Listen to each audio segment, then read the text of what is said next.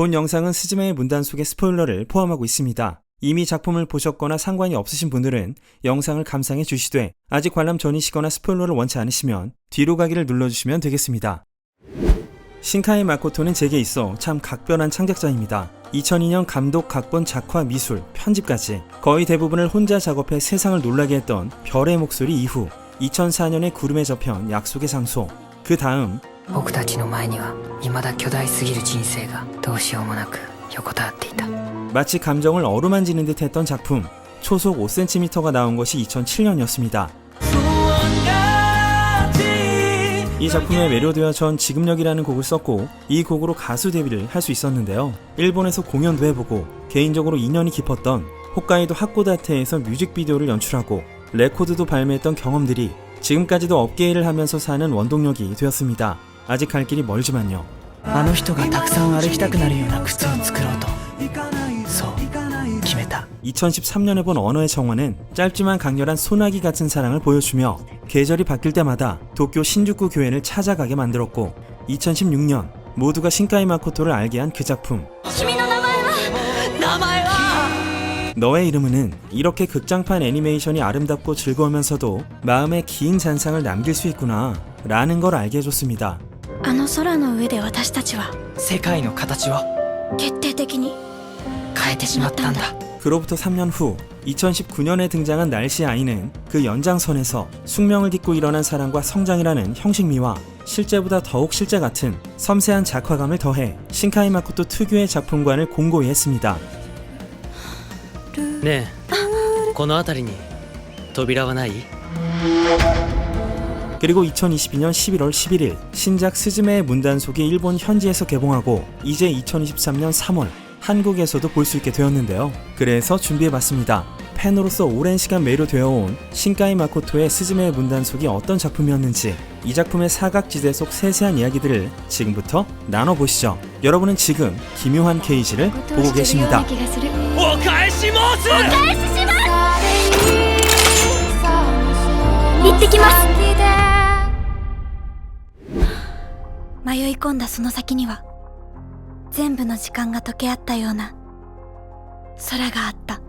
스즈메의 문단속이 기획되기 시작한 건 2020년 1월부터 3월까지의 2개월간, 각본은 2020년 4월부터 8월까지 4개월간, 원화 및 콘티가 2020년 9월부터 2021년 12월까지 총 1년 3개월이 소요되었고 이후 작화, 편집, 여러 후반 작업을 거치는 동안 마침내 2022년 4월 9일 아사히 신문 주간의 전면 광고로 포스터가 발표되었고 2022년 11월 11일이라는 개봉일과 스즈메의 모습도 공개되죠. 11일이라는 날짜는 이 작품을 관통하는 테마인 동일본 대지진이 발생한 날짜 2011년 3월 11일과 연결되어 있습니다. 신카이 마코토는 그때로부터 10년간 계속 3.11을 생각하며 영화를 만들고 있었다 라고 수료했는데요. 너의 이름은 날씨의 아이에선 혜성이나 날씨를 재해로 그리고 있었지만 혜성도 수해도 모두 자기 안에선 지진에 대한 은유였다는 신카이 마코토의 말처럼 확실히 스즈메의 문단속만큼은 스트레이트하게 지진 재해로 부모를 잃고 살던 곳을 떠나 여행을 하는 여고생을 주인공으로 그렸고 실제로 일어난 일들을 직접적으로 이야기하고 있습니다.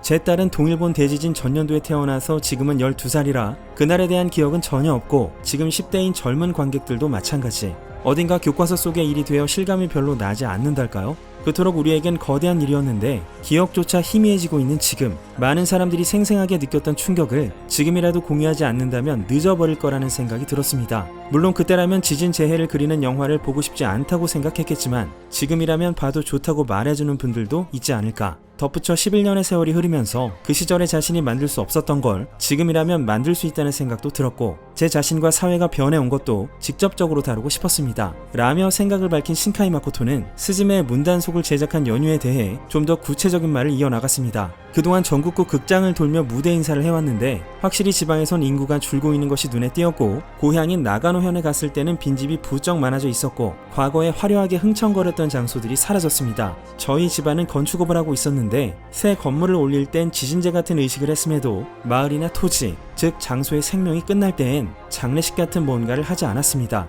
그렇다면 사람들의 생각이나 기억이 잠들어 있는 폐허를 애도하고 진정시키는 이야기를 만들자는 생각에 이 작품의 제작을 시작했습니다. 여기까지가 신카이 감독의 40대 10년간의 집대성, 재해 3부작의 문을 열고 닫아온 이유입니다.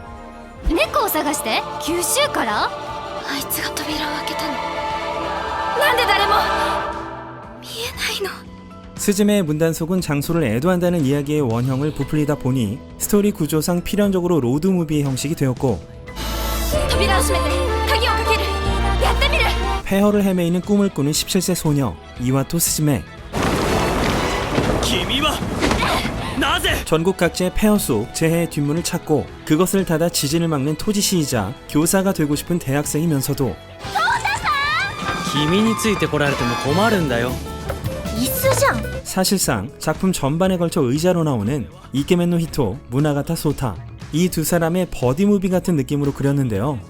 ねえ私たちってすごくない 이들의 관계성은 확실히 이전의 두 작품 너의 이름은 날씨의 아이의 청춘 러브스토리와는 사뭇 다른 테이스트죠. 신카이 감독은 너의 이름은에서 운명을 연결하는 붉은 실 같은 절절한 연애 관계를 그리는 것에 요즘은 좀처럼 흥미를 느끼지 못했다는데요. 그래서인지 스즈메와 40살이 될 때까지 스즈메를 돌보고 있는 이모 타마키의 관계, 고베의 스낵바 주인으로 혼자서 어린 쌍둥이를 키우고 있는 니노미야 루미와의 만남을 통해 부모와 자식 간의 관계를 모티브로 그려나갔습니다. 신카이 마코토는 자신만의 관객을 어딘지 모를 어떤 마을에 살고 있고 학교에서 돌아오면 공부할 생각도 딱히 들지 않고 TV나 독서에도 흥미가 안 생기고 막연하게 장래에 대한 불안을 품곤 왠지 모르게 창밖을 멍하니 바라보고 있는 그런 젊은 사람들인데 그런 친구들이 이 작품을 봤으면 좋겠다 라고 밝힌 바가 있는데요.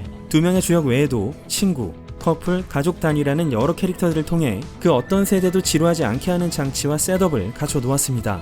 사실 이런 점은 신카이 마코토가 제작 발표회견에서 강하게 영향을 받고 있다고 밝힌 미야자키 하야오의 작품 마녀 배달부 키키와 비슷합니다. 두 작품 모두 사람과 사람의 다양한 만남이 이야기의 촉매가 되며 스즈메의 일본 열도를 종단한 로드무비라는 컨셉 자체가 문 닫기만이 아닌 만남을 가졌던 사람들과 연결되어 가는 과정이기도 했죠. 너의 이름은 날씨의 아이 두 편의 전작의 공통으로 나오는 독특한 특징은 それって前世の記憶もしくはエベレット解釈に基づくマルチバースに無意識が接続したっちゅう 월간 오컬트 정보지 무가 등장한다는 것과 두 작품 모두 초상현상 같은 걸 소재로 하고 있다는 점입니다. 너의 이름은에선 고대의 전승이라는 설정이나 마치 자연재해처럼 주기성이 있는 천체 현상인 해성, 미츠하가 추는 문유의 춤과 실매듭, 그리고 이토모리 마을 등이 그랬고 날씨의 아이에선 날씨를 둘러싼 민간 설화적 미스터리, 날씨와 마음이 하나가 되어버린 소녀 희나, 그런 희나의 인신공양 등등을 다루고 있었는데요. 이번 스즈메에선 지진의 오컬트적인 설정을 더해 표현을 하고 있는 것이죠. 스즈메는 뜻밖의 재해의 뒷문을 열어버린 데다 요속마저 뽑아버렸고 상세에서 뒷문을 넘어온 미미지로 인해 지진이 벌어지고 맙니다. 소타는 미미지를 일본 열도 아래에서 꿈틀거리는 거대한 힘이라고 말합니다. 소타의 토지시 비전서엔 뒷문을 통해 상세에서 현세로 온다 라고 쓰여있기도 하죠. 미미지는 특정한 목적이나 의지가 없는 지진의 원흉으로 붉은색의 연기로 이뤄진 기둥 또는 줄기 같은 모습을 하고 있는데요. 열린 뒷문을 통해 죽은 자의 세계인 상세에서 스즈메들의 세계인 현세로 넘어와 과거엔 사람이 많이 머물던 활기찬 장소였다가 현재는 버림받은 땅, 폐허에 남겨진 대지의 전기인 지기를 금색 실처럼 빨아들여 왜곡의 무게를 축적하면 땅에 들이우듯 쓰러집니다. 소타가 해온 문 닫기는 미미즈를 상세에 봉인하는 것. 하지만 얼마 뒤 미미즈는 다른 문으로 다시 나오게 됩니다. 상세란 뒷문 건너편에 있는 세계로 모든 시간이 동시에 있는 장소, 죽은 자가 가는 장소로 일컬어지며 일본 서기, 고사기, 마녀집 등에 등장하는 용어로 죽은 사람이 가는 황천, 신들이 사는 불로불사의 이상향, 시간축이 존재하지 않는 즉 시간이 멈춘 영역입니다. 작품 속에서 미미지의 정체와 의미는 명확하게 풀어내지 않습니다만 예상해 볼 수 있는 건 다음과 같습니다. 첫째, 상세는 죽은 자가 가는 세계이니 죽은 자들의 혼이라는 것입니다. 미미지를 억제할 수 있는 것은 두 개의 요석이고 소타가 요석이 되는 것도 인신공양이라고 볼 수 있는데요. 인신공양 역시 재해 3부작의 두 전작에 표현되었던 설정입니다. 둘째, 두려움과 트라우마. 스즈메가 미야자키에서 처음으로 미미지를 봤을 때 불이 났나? 라고 말하죠. 소설판에서 스즈메는 미미지의 냄새를 탄 냄새와 바닷물 냄새가 섞여 있어서 오래전에 맡은 적이 있는 것 같다 라고 말합니다. ソータはしくじったんだな。 소타의 할아버지 무나가타 이치지로는 상세는 보는 사람에 따라 그 모습이 바뀐다 라고도 합니다. 그 말인즉슨 사람의 영혼의 수만큼의 상세가 존재한다고 볼 수 있겠죠. 스즈메가 들어간 상세는 12년 전 대지진 피해를 입고 잔해가 쌓여 불타는 풍경이었습니다. 이것은 스즈메에게 있어 동일본 대지진 당시 시간이 멈춘 순간의 풍경이고 미미지의 냄새와 생김새는 지진이 있던 그날 스즈메가 본 불길과 연기에 대한 묘사로 스즈메는 후반부에서 비로소 그 트라우마를 정면으로 마주하게 됩니다. 스즈메와 소타만이 미미즈와 상세를 볼 수 있는 건 뒷문을 통과한 적이 있기 때문입니다. 소타의 할아버지는 사람이 일평생 통과하는 뒷문은 하나뿐이라고 말했는데 스즈메가 4살 무렵인 동일본 대지진 이후 우연히 엄마를 찾아 헤매이다 통과한 그 문이 스즈메의 뒷문이었던 것이죠. 소타 역시 토지시로서 내려받은 능력일 수도 있겠지만 뒷문을 통과함으로써 얻은 능력이라고 볼 수도 있을 겁니다. 미미즈가 어디서 유래된 것인지 여러 가지 설이 있지만 일본 이바라키현에 있는 카시마 신궁의 요석을 주목해 볼 필요가 있는데요. 카시마 신궁에 있는 메기 그림을 보면 요석이 머리에 박힌 메기가 그려져 있습니다. 일본의 오래된 전설 속엔 땅속 깊은 곳에 사는 메기가 날뛰면 지진이 일어난다고 전해지는데요. 대지진 직전 메기가 비정상적인 행동을 취하는 현상이 발생했기 때문이라고 합니다. 소설에서는 머리와 꼬리에 긴 검의 형태를 한 요석이 꽂힌 용이 그려진 고서적이 등장하기도 합니다. 그 밖에도 스즈메가 미미즈와 싸운다는 모티브는 무라카미 하루키의 단편소설 개구리군 도쿄를 구한다에서도 볼 수 있습니다. 이 소설은 주인공 카타키리가 자신의 아파트로 돌아와 키가 2m에 달하는 직립보행 개구리 카에로군을 만나면서 시작됩니다. 이 개구리는 카타키리에게 빨리 문을 닫고 안으로 들어가라고 재촉을 하며 이렇게 말하죠. 내가 여기에 온 건 도쿄를 괴멸로부터 구하기 위해서입니다. 이 괴멸이란 즉 지진. 개구리 카에로군은 3일 뒤 아침 8시 반경 지진이 도쿄를 강타해 15만 명이 사망할 것이라는 예언을 하고 카타키리와 개구리는 지하로 내려가 화가 나면 지진을 발생시키는 생물 미미즈 군과 싸워 지진을 막아냅니다. 그야말로 축약에 축약을 해서 말씀드린 것입니다만 어쨌거나 결말부에선 아무도 모르고 인정해주지 않는 외로운 싸움 이후 괴한에게 총을 맞고 병원 침대에서 깨어나고 도쿄에 지진이 일어나지 않았다는 걸 간호사를 통해 확인합니다. 그야말로 일어날 리 없는, 심지어 일어났는지도 알 수 없는 백일몽 같은 사건인 것이죠. 신카이 마코토는 일어날 리 없는 사건, 만날 수 있을 리가 없는 존재, 공존할 수 없는 세계가 서로 스치듯 연결되는 테마를 좋아하는 작가죠. 사실 거대한 지진이란 사람의 손으로 어찌할 수 없는 것임에도 스즈메에선 토지시라는 존재의 문 닫기로 어느 정도 미연에 방지가 가능한 건 역시 일어날 리 없는 사건이었고 두 사람의 관계성도 철저히 비일상적 우연에 기인합니다. 가령 소타가 잘생기지 않았다면 이런 조우가 일어날 리 없었던 것처럼요. 그 밖에도 고양이 다이진을 포함해 의자가 된 소타, 에히메 현에서 만난 동갑내기 아마베 치카, 고베의 스낵바 주인인 니노미야 루미, 소타의 절친 세리자와 토모야, 그야말로 모두 만날 수 있을 리가 없었던 존재들이고 문지방 넘어 죽은 자가 가는 장소는 공존할 수 없는 세계입니다. 人の心の消えた寂しい場所に後ろ戸は開くんだ 스즈메의 세계관 속에서 가장 중요한 것은 토지시 소타가 줄곧 해온 뒷문을 닫는다는 행위. 그러려면 먼저 뒷문이 열리는 이유를 알아야 합니다. 스즈메와 소타가 플랫폼에서 열차를 기다릴 때 소타는 사람의 마음의 무게가 그 땅을 진정시키고 있다 라고 말하는데요. 이젠 낡고 버림받아 사람의 마음의 무게가 없어진 장소에서 뒷문이 열려버리기에 소타는 전국의 폐허를 찾아 돌아다니고 있습니다. 하지만 대도시인 도쿄 칸다 한복판에서 문이 열리는 걸 보면 단순히 인적이 드문 땅이라서 그렇게 된다고 볼 수는 없는데요. 이것은 왜곡이 쌓이기 때문입니다. 고사기와 일본 서기에 기록된 일본 신화인 천손 강림을 보면 태양의 신 아마테라스의 자손이 하늘에서 내려와 천황 중심의 나라를 만들게 되는데 음지에서 억지로 땅을 짓누르고 어떻게든 지탱하는 숙명을 가진 자들이 토지시의 일족. 이런 행위 자체가 거대한 왜곡을 낳았고 지금은 토지를 마음대로 개간한 인간에게 그 책임을 지게 하는 형태가 되어 소타나 다이진이 자신을 희생해 미미즈를 진정시켜도 결국 미미즈는 어디선가 또 나오게 됩니다. 이 절망적인 아이러니를 걸핏하면 지진이 일어나는 일본의 실상에 녹인 설정이라고 볼 수 있는 것이죠. 소타는 문을 닫으며 경외로운 두더지의 신과 아득한 조상들 시대의 땅의 신들에게 돌려드려옵니다 라는 축사를 외치는데요. 지렁이에게 있어 두더지란 자신을 포식하는 천적이라는 점이 흥미롭죠. 이것은 버림받은 땅의 원혼들을 그 땅의 신들에게 되돌려준다는 의미로 생활상에 대한 기억과 생각을 떠올리며 진심 어린 경의를 담아 축사를 외치면 뒷문에 열쇠 구멍이 나타납니다. 게다가 수백 년에 한 번 일어나는 역대급 재해는 단지 뒷문을 닫는 것만으로 억제할 수가 없으니 그때 필요한 것이 요석. 작중 요석은 일본 열도의 동쪽과 서쪽에 존재한다고 하는데요. 소타가 가진 요석 목록에 의하면 사람의 인식이 바뀌면 토지의 형태도 바뀌고 용맥이나 재해의 형태도 변한다. 그에 따라 요석을 필요로 하는 장소도 달라진다 라며 100년에 가까운 주기로 대재난이 발생하는 장소가 그때마다 달라지는 사실성을 반영했습니다.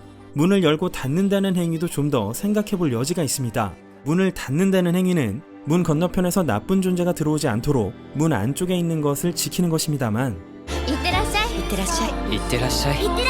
우리네 가족들이 다녀왔다, 잘 다녀와, 라고 말하는 순간 하게 되는 것이 문을 연다는 행위입니다. 반기는 존재가 있으면 열고 막아야 하는 존재가 있다면 닫는다는 이 단순한 상대성과 스즈메가 요석이 된 소타를 구하기 위해 결코 들어서지 말아야 할 죽은 자가 가는 장소로 향할 때만큼은 스스로 문을 열고 들어가듯 역전되는 이 연출도 신카이 마코토스럽다고 할 수 있겠죠. 이 세계로 통하는 문이라는 설정은 지브리의 애니메이션 하울의 움직이는 성과도 겹치는 부분이 있습니다.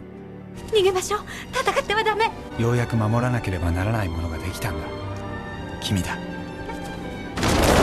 소피를 지키기 위해 전쟁의 포화 속으로 하울이 문을 열고 뛰쳐나갔던 것. ハウルの居場所を教えて。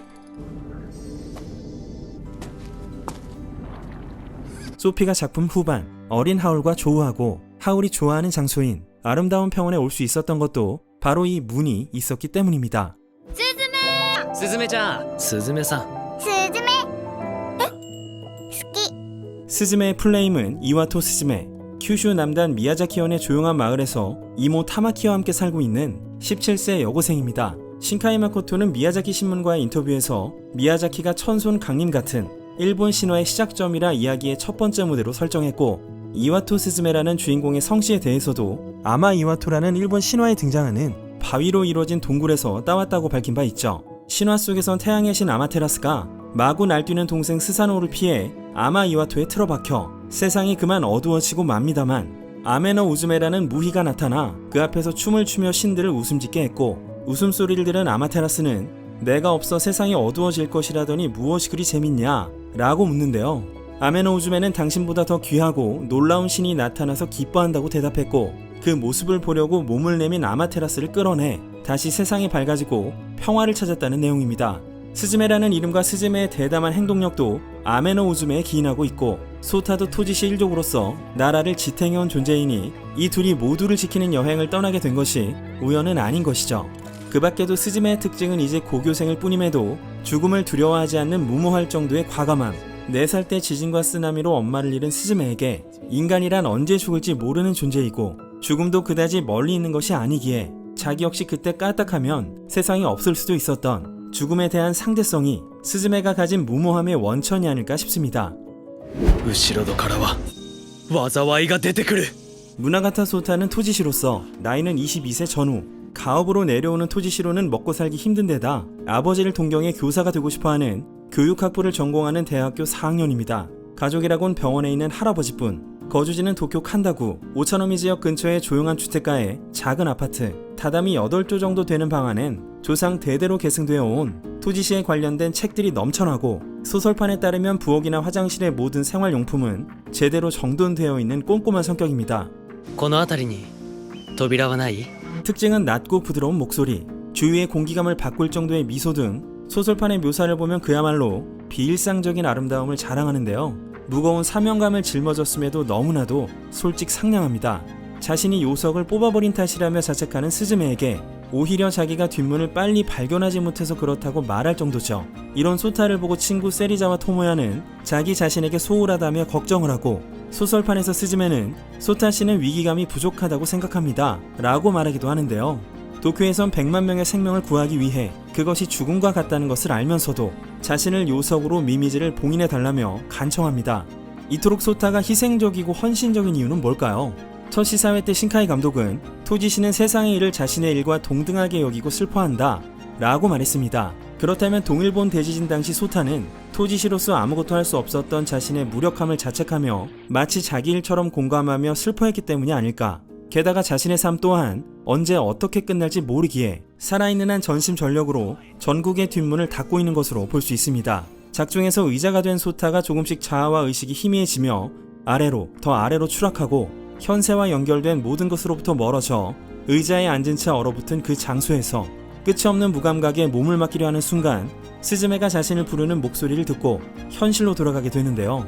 이런 소타가 후반에 이르러 살고 싶다, 아직 죽고 싶지 않다고 외치는 대사는 스즈메의 존재와 여정이 그 이유, 숙명의 그림자가 어둡게 드리워진 자신의 삶을 심연으로부터 꺼내어 그저 한 사람으로서 살아보려는 의지의 각성이기도 합니다만, 그와 동시에 동일본 대지진 당시 재해 앞에서 생명이 꺼져간 누군가의 생각을 은유한 것이 아닐까 싶습니다. 작중에서는 소타의 부모가 등장하지 않는데요. 소타가 토지시 일족인 이상 부모도 그랬을 것이고 그런 역할 도중 사고를 당했을 거라고 유추해 볼 수 있습니다만, 만약 작품 속에서 오로지 스즈메로만 포커스가 맞춰져 있는 동일본 대지진과 소타의 가족 또한 연관되어 있다면 두 사람이 만나 일본 각지의 미미지를 봉인하는 이 스토리가 한층 매력있게 보이긴 하죠.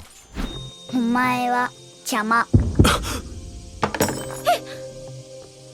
なんだこれは。 다이진 때문에 소타가 몸을 잃고 봉인되어 버리는 다리가 3개 달린 노란 의자는 스즈메의 엄마가 스즈메의 4살 생일에 만들어준 것으로 소설판에선 엄마가 제시한 파랑, 분홍, 노란색 페인트 중 스즈메가 고른 노란색으로 칠하게 됩니다. 얘 얼굴이 여기야? 라는 물음에 엄마는 등받이에 마치 눈동자 같은 2개의 구멍을 파주기도 했죠. 소중한 추억처럼 갖고 있던 이 의자엔 왜 다리가 3개만 남아있는 것일까요? 소설판에서 스즈메는 그날 쓰나미에 휩쓸린 이 의자를 나는 여기서 주었어 라고 말합니다. 스즈메에게 엄마는 의자도 요리도 뚝딱 만들어버리고 운전도 잘하는 너무나도 자랑스러운 세상 최고의 엄마였지만, 모든 것이 휩쓸려간 그날 엄마에 대한 기억도 엄마가 남긴 유일한 물건인 이 의자도 그 형태로 멈춰버립니다. 기억하고 싶지 않은 마음과 절대 잊어선 안 되는 마음이 공존하는 그 형태가 노란색 세발 의자인 것이죠. 작품 후반, 불안과 절망에 짓눌리던 4살의 스즈메에게 17살의 스즈메는 그토록 좋아했던 엄마와의 추억이 깃든 이 의자를 건네줬고, 이모가 4살짜리 스즈메를 발견했을 때 스즈메는 노란 의자를 들고 있었습니다. 소타가 변한 것이 도대체 왜 의자여야 했는지는 소설에도 적혀있지 않지만 그랬어야만 이 형태로 결국 스즈메에게서 스즈메에게 전해질 수 있는 것이죠. 今からたくさん人が死ぬ。 다이지는 스즈메와 소타를 전국 각지의 뒷문으로 이끄는 고양이로, 그 정체는 스즈메가 미야자키현에서 뽑아버린 미미지의 꼬리를 누르고 있던 일본 열도 서쪽의 요석. 大地。 다이진이라는 이름은 인터넷과 SNS에서 귀엽다며 회자될 때 어째 근엄한 대신처럼 위로 수염이 솟아있다는 이유로 붙여지는데요. 다이진은 강한 권력을 가진 중요한 직책이라는 설명이 작품 부클릿에 쓰여 있었습니다. 또 다른 의미는 대신, 오가미, 이른바 신이죠. 다이진의 첫 번째 목적은 스즈메가 한 귀여워 우리 아이 할래? 라는 말 때문에 생겨납니다. 다이진은 이 말을 듣는 것만으로도 건강해지고 말을 할 수 있게 되며 스즈메의 아이가 되는 것에 소타가 방해라고 여기고, 소타를 의자로 만들어 요석의 역할을 넘기고 자유를 얻습니다. 이건 엄마를 잃은 스즈메에게 이모 타마키가 다가가 우리 아이가 되자 라며 두 사람의 관계성이 시작되는 것과 비슷하지만, 결과적으로 도쿄 지하에서 스즈메에게 거부를 당한 다이지는 자신이 스즈메의 가족이 될 수 없다는 걸 깨닫고 마치 쪼그라들듯 시무룩해지는데요. 우리 아이가 되자 라며 시작되는 관계에서 스즈메는 타마키에게 거두어지지만 결국 다이지는 가족이라는 틀에서 배제되는 구조가 됩니다. 배제라는 것은 즉 다이진의 사명, 요석인 채 잊혀지는 것이기에 다이진이 처음 등장했던 초라하게 야윈 모습으로 다시금 돌아가게 된 것이죠. 猫を探して九州から？ 다이지는 스즈메의 집에서 뛰쳐나와 동쪽으로 도망치고, 그런 과정 가운데 전국 각지의 뒷문이 열리며 스즈메와 소타가 협력해 뒷문을 닫습니다. 이건 다이진이 뒷문을 여는 것이 아닌 열릴 뒷문으로 두 명을 이끌어주고 있었던 것. 마치 스즈메를 골탕 먹이는 걸 즐기는 것처럼 보이기도 하지만 그저 주인과 놀고 싶은 고양이, 부모와 놀고 싶은 아이의 감정도 담겨 있습니다. 즉, 이 과정을 즐기면서도 재해의 뒷문을 닫도록 하는 사명을 유지하고 있는 것입니다. 여행 도중에 합류한 사다이진으로부터 다이진이 도망치려고 했던 것도 자기 역할로부터 도망친 것에 죄책감이 있기 때문이 아닐까 싶습니다. 결국 좋아하는 스즈메의 아이가 되지 못한 다이진은 소타를 향한 스즈메의 마음에 윤곽이 자신의 스즈메를 향한 마음과 겹쳐 보이자 스즈메의 행복을 빌며 스스로가 요석이 되기로 결심합니다. 소타의 할아버지는 소타는 앞으로 수십 년에 걸쳐 신이 깃든 요석이 되어갈 것이며 그건 엄청난 영예라고 말하는데요. 이건 토지시인 인간들이 오랜 시간에 걸쳐 신이 되고 결국 요석이 되어왔다는 인신 공양의 의미, 다이진 또한 말을 하는 등 어디까지나 지성을 갖추고 있는 것으로 보이니 요석이 되기 전에 다이진은 필시 토지시인 인간이었겠죠. 2016년 큰 피해를 낳았던 쿠마모토 지진 당시 미야자키현 또한 피해를 입었습니다. 이 작품은 실제 있었던 큰 재해를 바탕에 깔아두고 있고, 그런 일을 벌일 정도로 큰 미미즈는 요석을 찌르지 않으면 멈출 수 없기에 다이지는 쿠마모토 지진을 막기 위해 찔려진 요석, 즉 쿠마모토 지진을 막으려던 토지시였을 거라고 예상해 볼 수 있습니다. 작품의 무대는 2023년으로 쿠마모토 지진으로부터 7년 뒤, 그렇다면 다이지는 불과 7살인 토지시가 요석이 되었던 사연이 있는 건 아닐지. 다이진의 성우를 맡은 야만의 아는 녹음 당시 7살이었습니다. 사다이진은 큐슈에 있던 다이진과 쌍을 이루는 동쪽의 요석으로 100년 전인 1923년 관동 대지진 때 도쿄 지하 깊숙이 있는 오래된 뒷문을 통해 재해를 봉쇄하고 있던 존재. 작품 중반, 스즈메와 소타가 오차노미 지역 부근에서 큰 흔들림을 느끼자 소타는 빠졌다, 두 번째 요석이 라고 외치는데요. 명쾌한 설명은 없지만 스즈메가 미야자키에서 미미즈의 꼬리에 박힌 다이진을 뽑아버린 바람에 공교롭게도 절반이 자유로워진 미미즈의 머리에 박힌 요석 또한 빠져버린 것으로 볼 수 있습니다. 사다이진의 목적은 다이진과 정반대로 원래대로의 요석으로 돌아가는 것. 등장이 참 독특했죠. 미야기현에 있는 휴게소에서 이모와 빙의한 것처럼 등장해 스즈메를 키우며 자신의 삶을 희생한 것에 대한 원망을 쏟아냅니다. 이런 사다이진의 등장을 두고 신카이 감독은 관객 150만 명에게 배포된 두 번째 소책자를 통해 스즈메가 이모와의 앙금을 풀고 앞으로 나아가게 하기 위해서라고 밝혔죠. 그 앙금이란 작품 전반에 걸쳐 나오는 스즈메에게 있어 이모의 과잉 보호, 과도하게 간섭하는 측면이 보여주듯 이모라는 존재의 무게감이고, 이모 타마키에게 있어 양육이란 한 생명을 짊어지는 일이니 조카인 스즈메를 기르며 느껴온 책임의 무게감이기도 합니다. 지금까지 수많은 생명을 지켜온 사다이지는 그 무게를 타마키의 입술로 전하고 스즈메가 대답하게 하면서 두 사람의 마음을 지혜롭게 녹여냅니다. 초반에 그저 다이진이 귀엽다는 이유로 우리 아이가 될래? 라고 말했던 무책임한 스즈메와는 달리 이모 타마키가 스즈메를 소중히 길러왔다는 점과 스즈메 역시 여행을 통해 그때보다 성장했음을 상기시키는 대목입니다.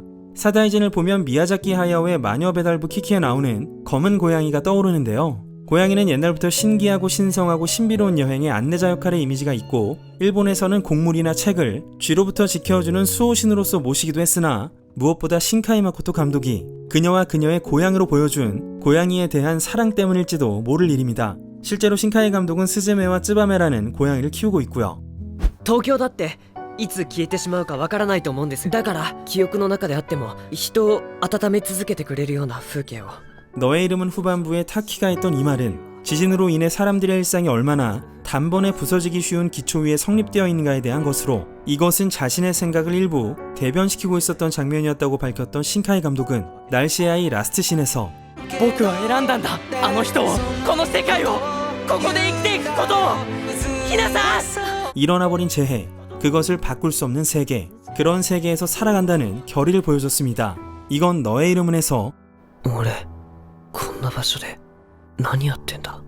마치 없었던 일처럼 희망과 구원을 남긴 것과는 전혀 다른 재해를 마주하는 방법이었습니다. 이번엔 어떨까요? 스즈메의 문단 속엔 동일본 대지진이라는 고유 명사는 나오지 않습니다만 도호쿠 지방 3월 11일 지진이라는 키워드가 등장해 단번에 동일본 대지진이 모티브라는 걸 알 수 있습니다.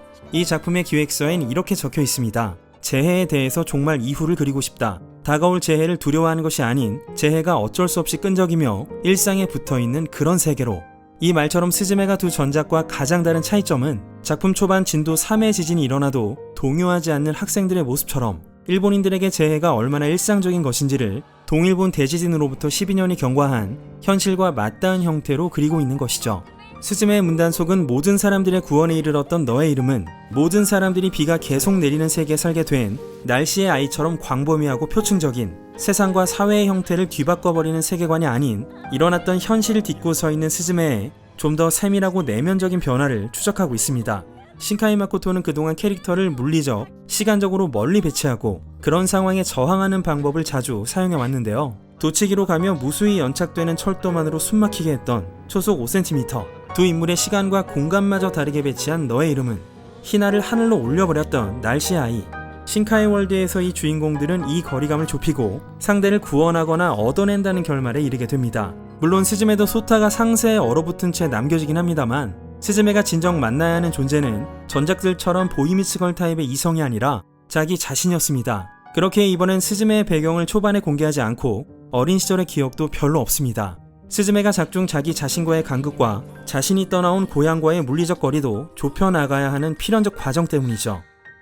어떤 장소엔 문화나 역사뿐만 아니라 각자가 머물며 일상과 추억이 축적됩니다. 지진으로 장소가 파괴되면 생명뿐만 아니라 사람의 정체성도 빼앗기게 됩니다. 전쟁도 비슷한 의미를 갖죠. 그렇기에 여행이라는 건 나 아닌 다른 이들의 정서가 깃든 곳을 탐방하는 과정이며, 스즈메는 상냥한 타인들의 장소를 거쳐 조금씩 자신의 장소를 향해 정체성을 찾아가는 여행을 합니다. 行ってきます 라는 후반의 대사는 자신이 돌아올 장소를 향해 하는 말, 일과가 끝나고 돌아와 문을 열며 하는 말은 다녀왔습니다. 재해가 있던 그날, 다녀오지 못한 사람들의 염원을 감싸한 듯 스즈메가 다녀왔다고 한 그 말은 마침내 잃었던 자기 자신을 찾았다는 은유이기도 합니다. 이렇듯 지진, 재해라는 것이 일상에 끈적하게 엉겨 언제든 인간의 정체성을 송두리째 앗아갈 수 있는 것이라면 도대체 어떻게 살아가야 할까요? 2007년에 초속 5cm 高木くんきっとこの先も大丈夫だと思う絶対 그리고 날씨 아이 穂高どうしたの大丈夫ひなさん僕たちはきっと大丈夫だ 심지어 엔딩 테마마저 君の大丈夫になりたい 이런 가사인데요. 이별도 재해도 어쨌든 주어진 현실 속에서 인간은 힘을 내어 살아가야 하고 그렇기에 괜찮다 라고 말하고 싶다는 것이죠. 누군가에게 건네는 괜찮다는 말은 정작 그 사람의 입장을 정확히 알 수 없는 불확실성 위에 세워진 오만일지도 모르지만 스즈메는 달랐습니다. 신카이 마코토는 스즈메의 팜플렛에 이렇게 쓰고 있습니다. 타인이 구해주는 이야기가 되려면 먼저 구해주는 타인과 만나야 한다. 그렇지만 정말 자신을 구해줄 타인이 존재할지는 모르겠다. 너의 이름은의 타키도 날씨 아이의 히나도 만날 수 없다. 그러나 적어도 자기 자신은 만날 수 있지 않을까? 라고 말이죠.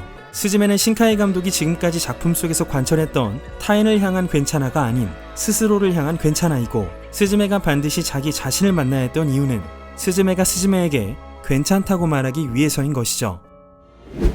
또 한 가지 스즈메엔 근본적인 차이가 하나 더 있습니다. 날씨아의 기획서엔 이런 구절이 있습니다. 현대 만화와 게임 속에선 세계를 복구하는 것이 지배적인 모티브로 자리 잡고 있다. 왜냐면 이런 이야기가 압도적으로 옳기 때문이다. 하지만 이런 올바른 이야기에 우리는 언제부턴가 답답함과 공허함을 느끼고 있는 건 아닐까? 그렇습니다. 날씨의 아이가 세상 따위 어쨌거나 상관없어 라는 느낌으로 귀결된 건 이런 이유 때문. 그래서인지 일각에선 완전히 잘못된 이야기, 적절성이 떨어진다며 찬반양론이 나뉘기도 했죠. 이번 작품의 주제가 스즈메를 들어보면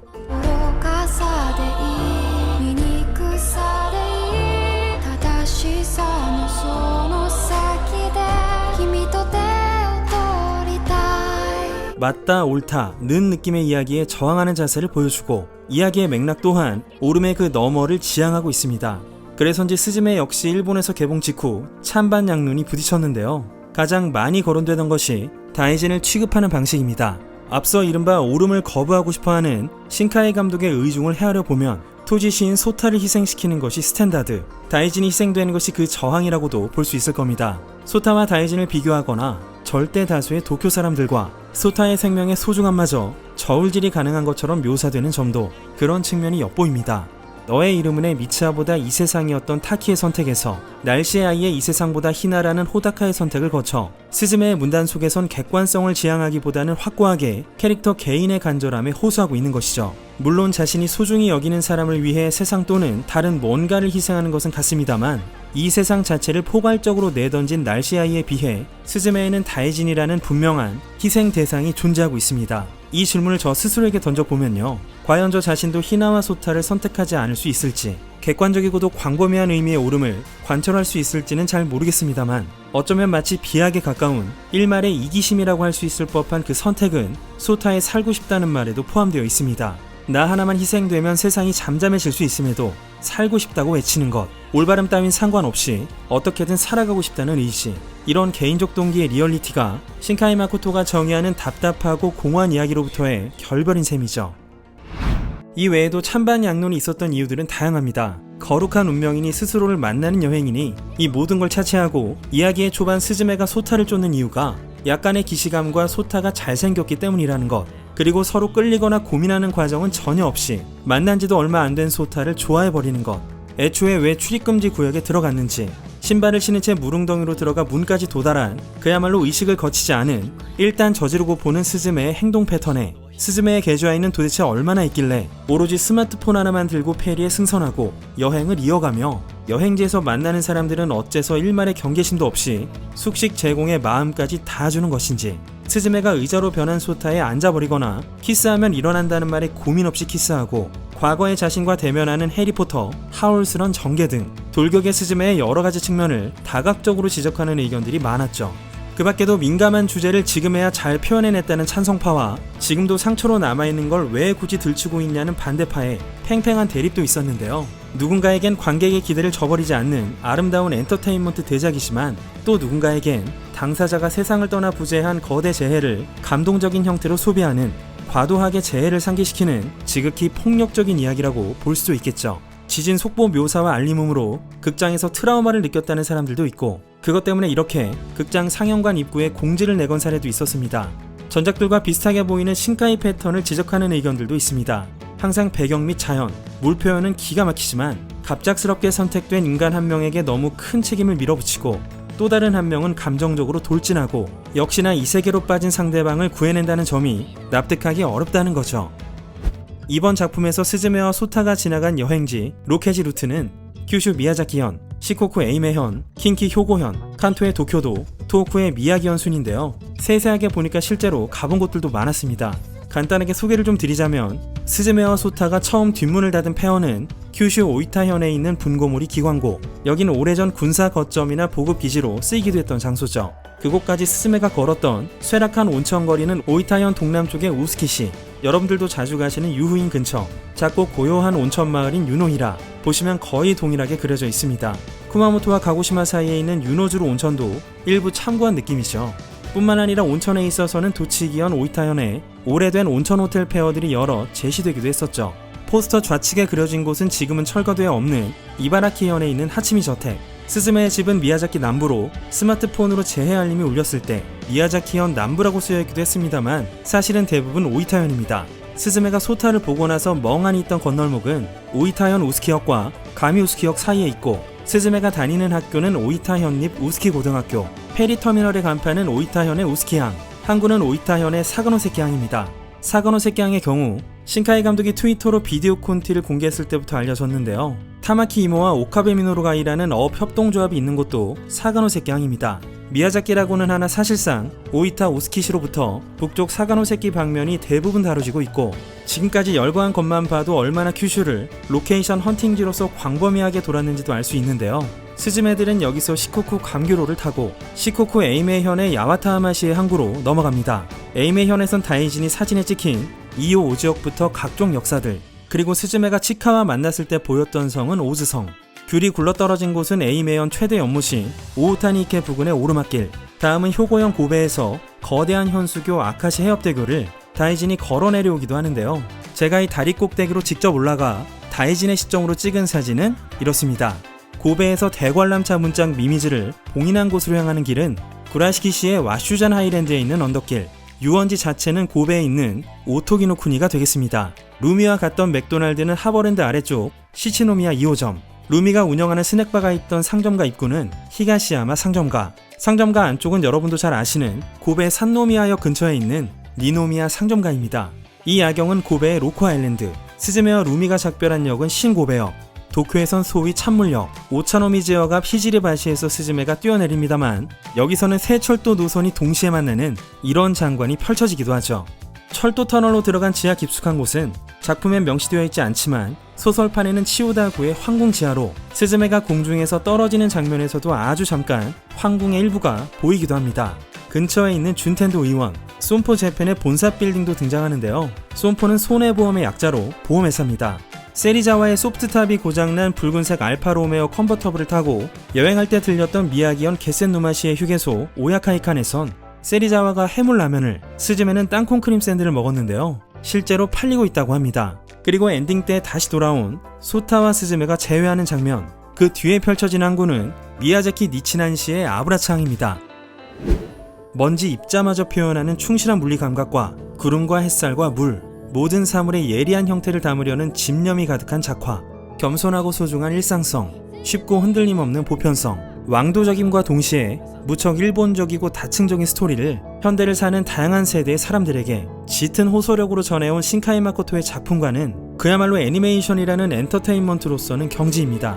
하지만 10년에 걸쳐 선보인 재해 3부작의 바탕은 2011년 3월 11일 14시 46분경에 발생한 동일본 대지진이라는 깊은 공감을 불러일으킬 수도 있지만 아주 무거운 주제를 선택한 데다 2016년 쿠마모토 지진 피해를 입었던 미야자키현에서부터 1946년 난카이도 지진으로 큰 피해를 입었던 에히메현, 1995년 한신 아와지 대지진이 있었던 효고현, 1923년 관동 대지진이 발생한 도쿄, 2011년 동일본 대지진으로 쓰나미가 뒤덮였던 미야기현에 이르는 로드트립이라는 그 표현 묘사 방법에 있어서도 여러 해석과 담론이 나올 수밖에 없고, 지브리 작품들과의 유사성, 신카이 패턴 등의 결점을 지적하며 찬반 양론도 계속 제기되겠죠. 상처받은 자신으로부터 눈을 돌리는 것이 아닌 문을 닫고 상처를 딛고 앞을 향하며 살아가자는 이 메시지를 무관심과 망각으로 보는 시각도 있고, 신카이 마코토가 직접 당사자도 아닌데 멋대로 지지를 테마로 직접적인 피해자들의 기분을 소재로 돈을 벌고 있을 뿐이라는 비판도 있습니다. 물론 작품이라는 건 모든 이야기를 다 담을 수 없고 모든 목소리를 다 들을 수도 없는 거니까요. 결국 견해와 시간이 뒤섞여 어떤 형태로든 자리 잡게 되겠죠. 어쨌거나 신카이 마코토는 이제야 비로소 평생에 한 번뿐인 재해 3부작의 문을 나왔다고 볼 수 있을 겁니다. 그렇다면 문을 나온 이 다음의 신카이 마코토는 어떻게 될까요? 이 영상으로도 다 못한 이야기는 팟캐스트 필름보이즈를 통해서 들려드리도록 하겠습니다. 긴 시간 시청해주셔서 감사드립니다. 지금까지 기묘한 K씨의 K였습니다. 行ってきます。